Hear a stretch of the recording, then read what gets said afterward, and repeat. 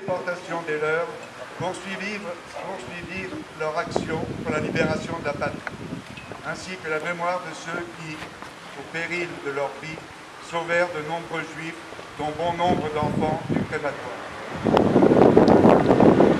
Faute de quoi, on peut estimer à 10 millions les personnes déportées dans les camps de concentration et d'extermination nazis, dont 6 millions de tziganes et de juifs.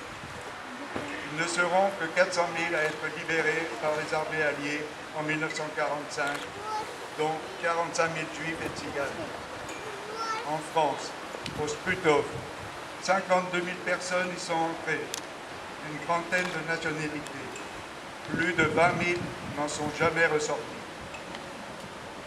L'extermination dans les camps de la mort est faite par le travail forcé, les conditions de vie atroces, par les gaz asphyxiants, suite à des essais médicaux ou par les armes.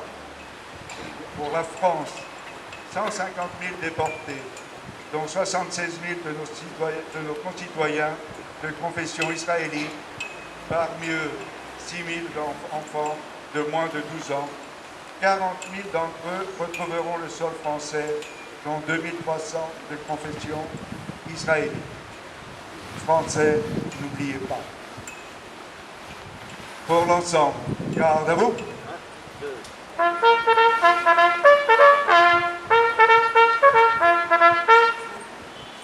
Le chant des partisans par l'avenir musical.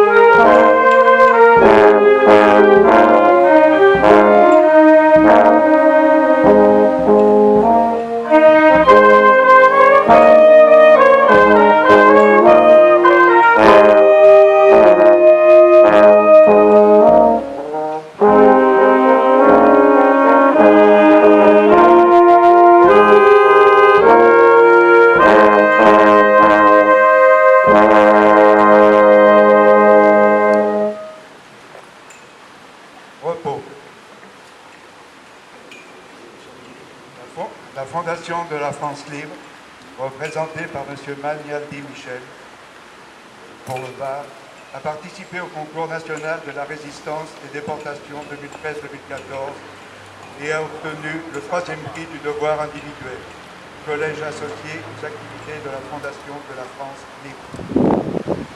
Personnage recru, ancien collaborateur et confident de Georges de Clemenceau lors de la guerre 14-18, ministre contre les défaitistes collaborationnistes, le plus courageux et le plus clairvoyant des combats. Il fut arrêté, puis déporté, ensuite remis par les nazis à la milice et il fut assassiné le 7 juillet 1944. Mademoiselle Paulina Scheleg va vous lire la lettre que la fille de Georges Mandel, Claude, âgé de 14 ans, écrivit au maréchal Pétain.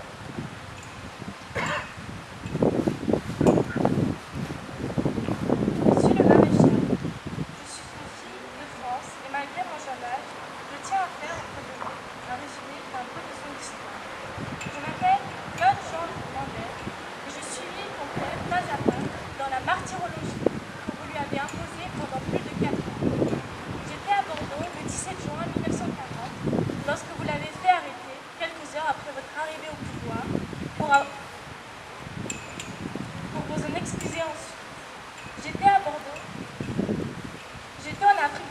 quand vous l'avez fait traduire devant la justice militaire, dans l'espoir, sans doute, qu'il serait fusillé. Je l'ai suivi à Chézeron, où, malgré son non-lieu, vous l'avez fait incarcérer dans son ignoble réduit à Pellevoisin, à Valls, dont le geôlier-chef Fourier s'est montré un valet si raffiné de vos consignes que vous l'avez décoré de la Légion d'honneur.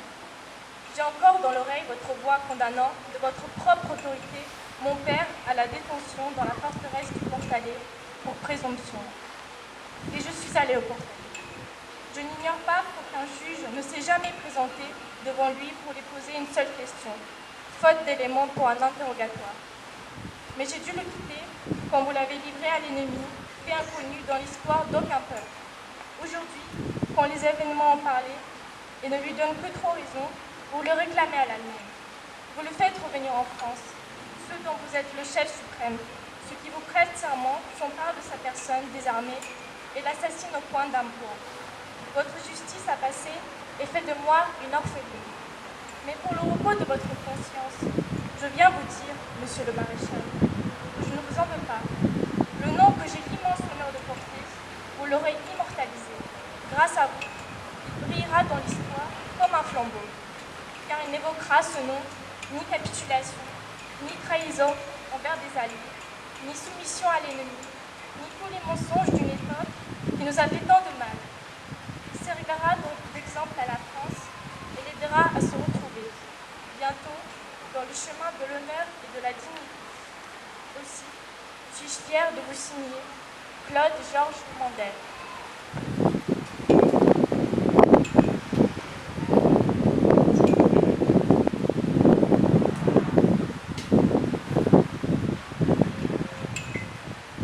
Lecture de la lettre des déportés va être lue par le petit-fils d'un déporté du Bossé.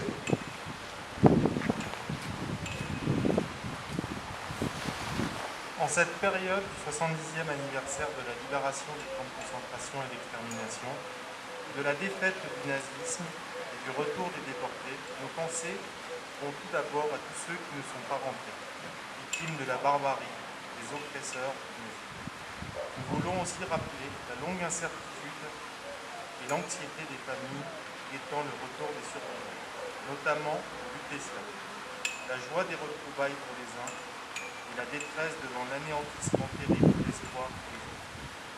Le retour des déportés que nous commémorons aujourd'hui a symbolisé la défaite de la déshumanisation pratiquée systématiquement par les nazis et le triomphe de la liberté, des valeurs fondatrices de la civilisation. Les déportés rappellent les avoir vécu à quel désastre conduisent la violence, le mépris de la dignité humaine, le racisme, l'antisémitisme et la xénophobie. Au lendemain des événements tragiques qui ont durablement ébranlé la conscience collective au Moyen-Orient, permet et réveiller nos sentiments politiques, nous voulons dire notre attachement à la République et à l'unité nationale. L'oubli, la banalisation de l'horreur et de la violence, l'instrumentalisation de la peur et le rejet de l'autre sont les dangers réels qui menacent nos sociétés. Cette journée du souvenir revêtira tout son sens si elle ne se limite pas à la mémoire du passé, mais si elle s'inscrit aussi dans le présent et l'avenir. Il appartient aux nouvelles générations d'honorer l'action et les sacrifices des déportés en agissant pour que le respect de la dignité humaine, la solidarité et la liberté triomphent à nouveau dans un monde plus juste et plus pacifique.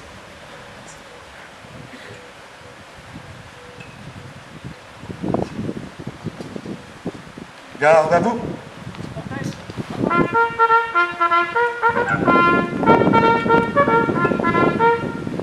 Chant de marche.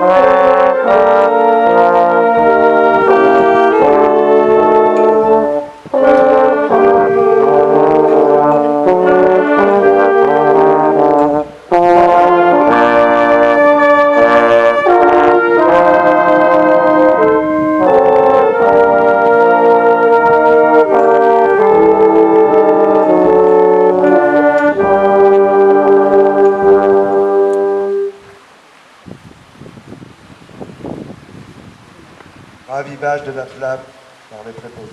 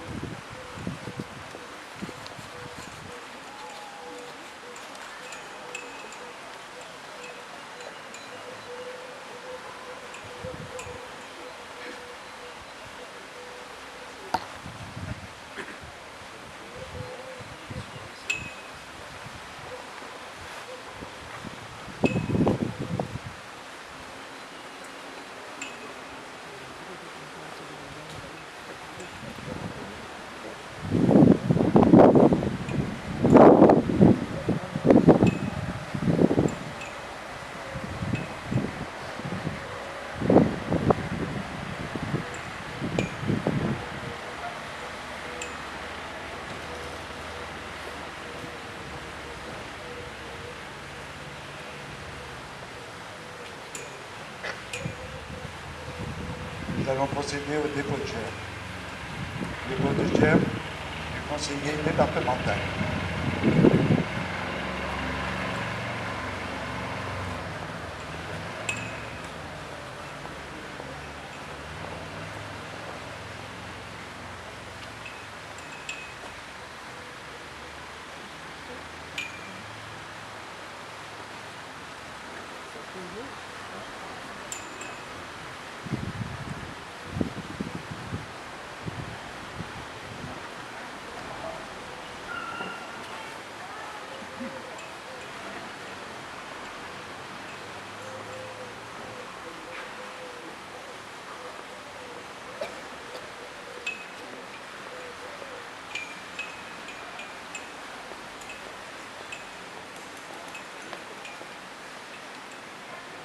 Dépôt de gerbe de la municipalité.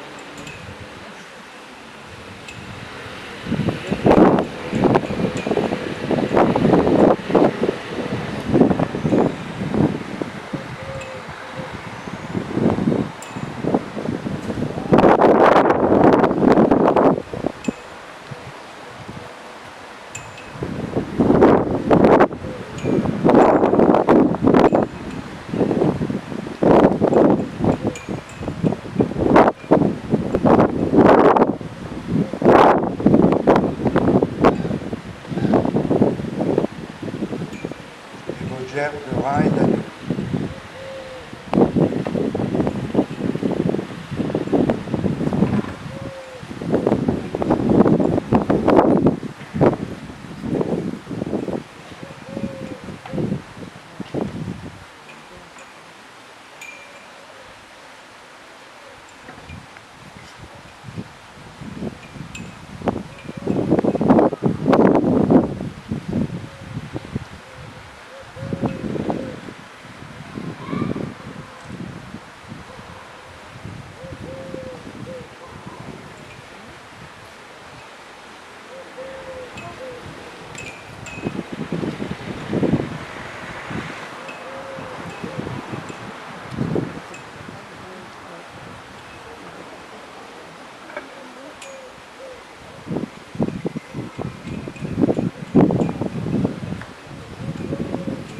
Dépôt de gerbe du souvenir français.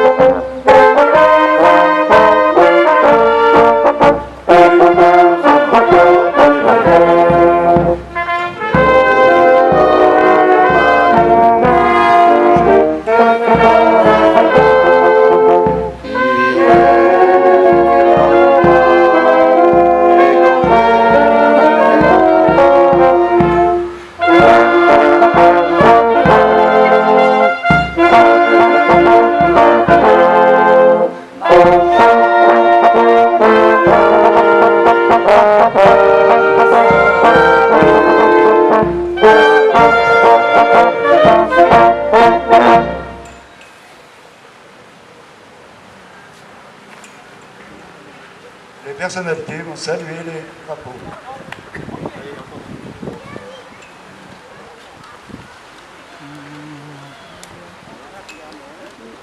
Monsieur Magaldi, vous pouvez.